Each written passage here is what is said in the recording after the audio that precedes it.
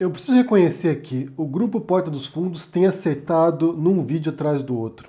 O último que eles publicaram ontem, que se chama Lulonaro, cara, é perfeito porque mostra de maneira bastante engraçada e precisa aquilo que a gente tem explicitado vídeo após vídeo aqui. Essa falsa dicotomia, dessa falsa dualidade, dessa falsa noção de que existem apenas duas posições políticas no Brasil ou no mundo. Apenas Bolsonaro ou Lula. Se você critica o Bolsonaro, então você, na cabeça das pessoas, passa a ser imediatamente lulista, petista, ou se você critica o PT ou Lula, você passa a ser imediatamente bolsonarista ou extrema-direita.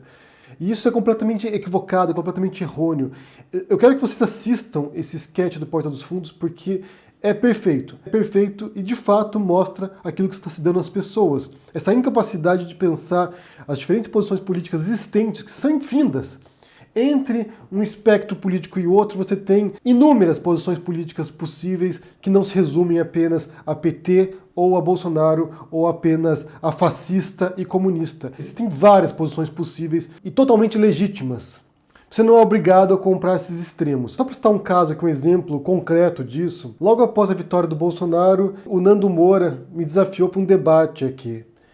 E o tema que ele propôs foi que eu defendesse por que o Haddad era o melhor candidato nas eleições. Eu respondi que isso era ridículo, porque eu não defenderia num debate algo que eu nunca defendi, eu não teria como prever qual era o melhor candidato nas eleições. Então eu não poderia defender no debate algo que eu nunca defendi. Porque sim, a minha posição era e ainda é de crítica ao Bolsonaro, porque este sim era, através da retórica dele, daquilo que ele propunha, era o pior candidato dentre os principais candidatos. Essa era a minha posição, só que na cabeça binária dessas pessoas, incluindo o Nando Moura, criticar o Bolsonaro me tornava petista.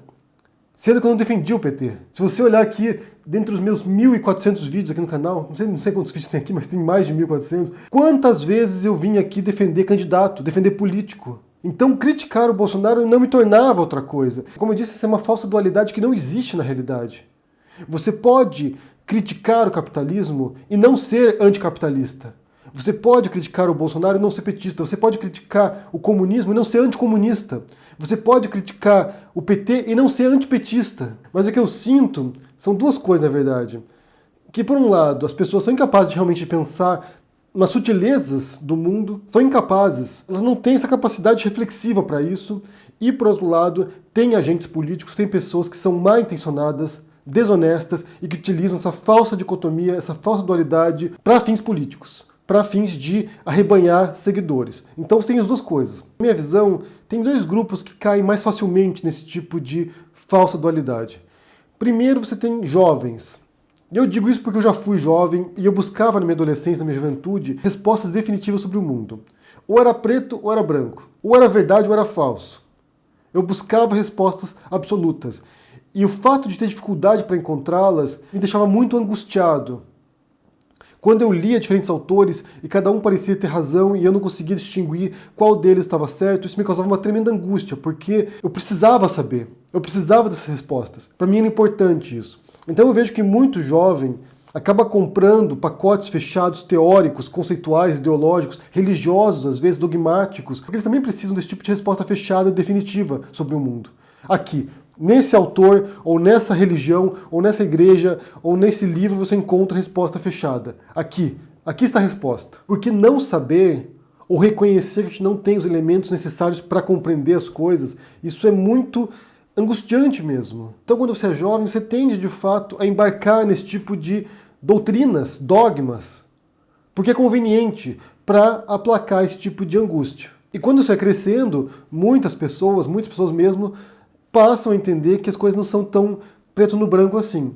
Que você tem um monte de tons de cinza no meio, que você tem um monte de sutilezas que transformam a interpretação da realidade num processo muito mais complicado, reflexivo, que você não tem respostas tão simples assim para o mundo. Inclusive, para muitas questões, a gente nem sequer tem uma resposta satisfatória. Mas isso leva tempo, isso é um processo, isso é algo demorado. Isso exige leitura, esforço, ler obras de autores dos quais você discorda também e perceber que mesmo autor que tem uma posição completamente diferente da sua, pode ter razão em alguns pontos, pode defender boas ideias e às vezes expor a fragilidade do seu dogma que você comprou. É claro que para isso exige honestidade intelectual, exige você poder também repensar as suas próprias posições. Isso é difícil. É difícil quando você está num grupo dogmático fechado que te impõe essas visões, que te obriga a fechar fileiras com eles e sempre seguir o líder, ou sempre seguir quem está mandando nas coisas. E o segundo grupo que eu percebo que cai muito facilmente nesse tipo de falsa dicotomia são pessoas que não desenvolveram o senso crítico.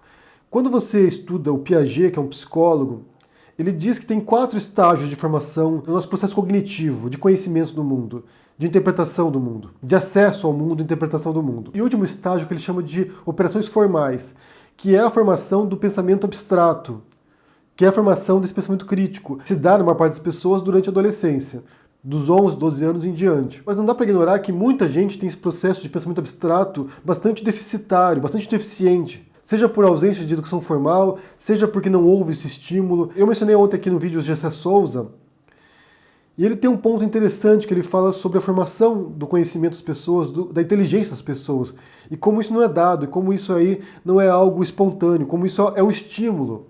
Então certas classes sociais acabam tendo acesso a um certo capital cultural, a um certo grau de inteligência, muitas vezes, porque são estimuladas desde criança. Então a tal meritocracia é uma mentira, porque o filho de um pobre e o filho de um rico, ele tem estímulos mentais, estímulos intelectuais muito diferentes, desde que nascem. O simples fato de você ter em casa um pai e uma mãe que estão constantemente estimulando a sua mente, lendo, se informando, levando você a museus, viajando, o simples fato de você ter esse tipo de diferença já afeta, sim, a formação intelectual dessa pessoa. Então, quando você tem um país com uma profunda desigualdade social como o Brasil, com uma profunda carência educacional também, com educação pública de baixa qualidade, é claro que você vai ter uma legião de adultos que tem pouco senso crítico.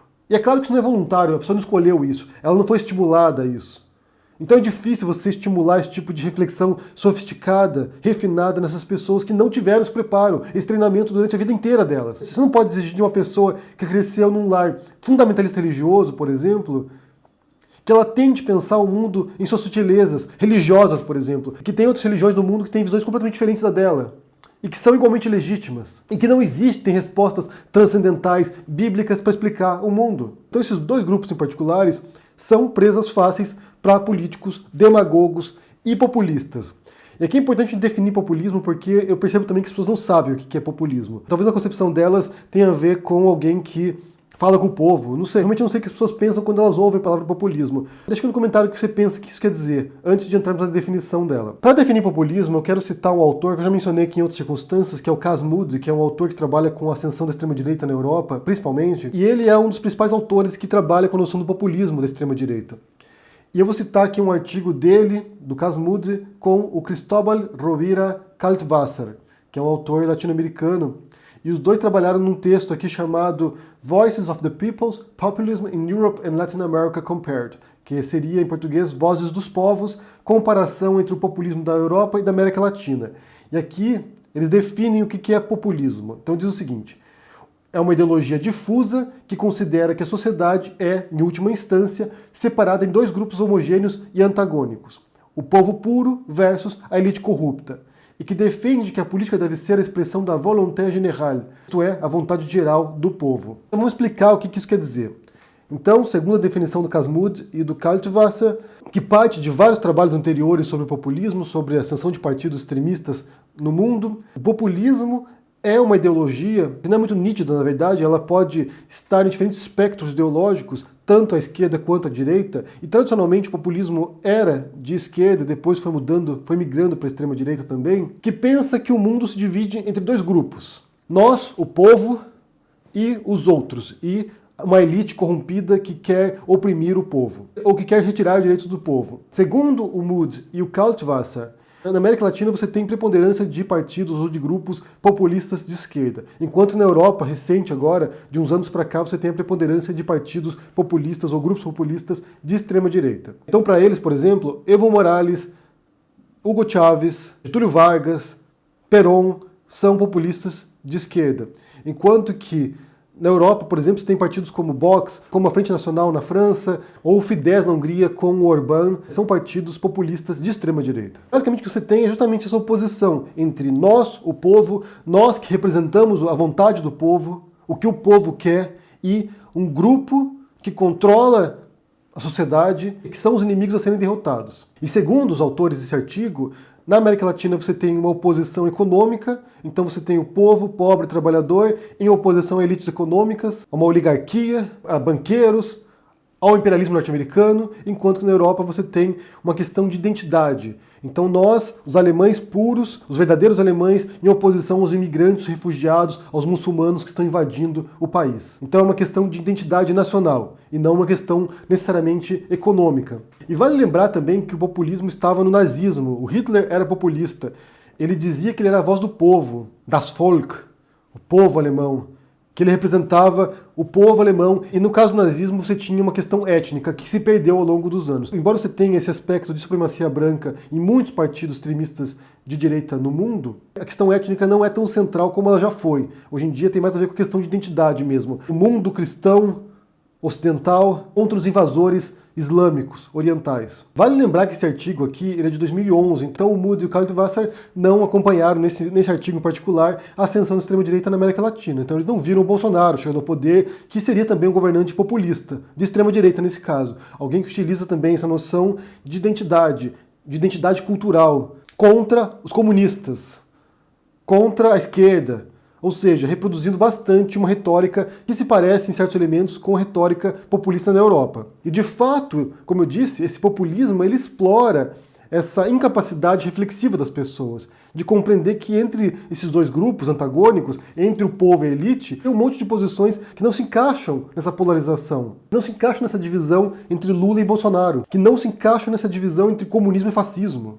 Mas é muito conveniente explorar a juventude das pessoas, ou seja, essa necessidade de respostas imediatas e finais sobre o mundo, que não existem, afinal das contas, não existem. É um auto-engano você comprar esse tipo de respostas prontas, ou que exploram a despolitização das pessoas, dos cidadãos, pessoas que não têm informação política, que não têm esse ímpeto do senso crítico, não foi desenvolvido isso nessas pessoas, então você explora isso. É uma ferramenta de dominação, no final das contas, e que tem elegido candidatos, e que tem elegido pessoas, e que tem dado visibilidade para grupos. Esse espírito de combate entre nós e eles. Se você não está comigo, você é inimigo. Se você não concorda comigo em todos os aspectos, você é aliado dos outros. E isso é péssimo, isso é péssimo.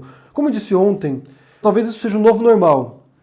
Eu não sei até que ponto a gente vai conseguir resgatar o debate político e mostrar sutilezas e revelar que não é apenas isso. Me parece que isso é um novo normal mesmo. E muitos grupos compreenderam o poder desse tipo de retórica divisiva. Muitos grupos compreenderam isso. E vão continuar utilizando essas táticas para convencer as pessoas que só existem duas posições no mundo, sendo que isso é completamente errôneo, equivocado. Eu vou recomendar que vocês assistam a esse sketch do Porta dos Fundos, Lulonaro. É muito bom, cara. É muito engraçado mesmo. Eles acertaram bem na veia nesse sketch. E vou deixar também para vocês aqui o link para esse artigo do Casmud. Está em inglês, mas vocês podem conferir. Vou deixar outros artigos aqui do The Guardian, porque o Casmud contribui com o The Guardian frequentemente. E tem um outro artigo do The Guardian mostrando a ascensão dos partidos populistas de extrema-direita na Europa. E realmente é assustador. Você vê aqui como eles estão crescendo em adesão popular. Aqui na Espanha você tinha um partido que era insignificante, que era o Vox, e na última eleição para o parlamento eles tornaram a terceira maior força dentro do parlamento aqui, ou seja, é algo que tem crescido bastante. O único país da Europa Ocidental que não tem partidos extremistas de direita no parlamento é Portugal, então realmente é uma força agora que na Europa e nos Estados Unidos tem impactado bastante. No Brasil também, né? Você tem o Bolsonaro no poder agora. Então há poucas expectativas desse cenário se reverter em breve. Eu acho que a gente vai se aprofundar muito ainda nesse tipo de polarização política, que é altamente tóxica para o debate, é simplificadora, é nociva, é acrítica acima de tudo. É a incapacidade de perceber que existem as mais diversas posições possíveis para compreender o mundo. Você não precisa comprar um pacote fechado ideológico. Quero saber o que vocês pensam sobre isso. Se vocês viram esse sketch do Porta dos Fundos, o que vocês acham? O que vocês acham sobre esse debate, sobre populismo? Quero ver a resposta que vocês deixaram aqui no comentário sobre o que vocês acham que é populismo. Também se vocês veem alguma saída para isso, se vocês veem alguma perspectiva para o futuro, para uma redução dessa polarização, dessa visão binária da realidade, que é completamente equivocada. Deixa aqui no comentário o que você pensa, deixa o joinha, assina o canal, ajude no apoio, a gente se vê por aí. Abraço e até mais. Tchau!